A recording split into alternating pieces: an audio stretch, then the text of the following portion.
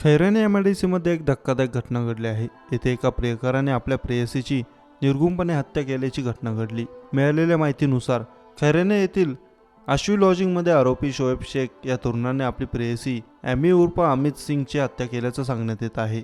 आरोपी हा साकीनाका परिसरातील वास्तव्यास असून अमित कौर ही जुईनगरमधील खासगी बँकेत मॅनेजर पदावर नोकरीला होती. शोएब आणि अमित यांची 3 महिन्यांपूर्वीच ओळख झाली होती.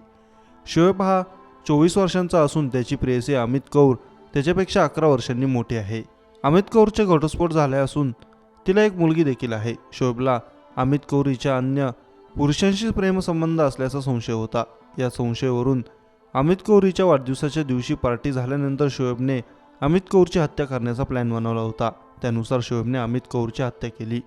हत्येनंतर शोएब हा आपल्या राहत्या घरी गेला. मात्र त्याच्या हालचालीवर एका व्यक्तीला संशय आल्याने त्याने पोलिसांनी याची माहिती दिली. साकीनाका पोलिसांनी शोएबला ताब्यात घेत चौकशी केली असता सर्व घटना समोर आली आहे.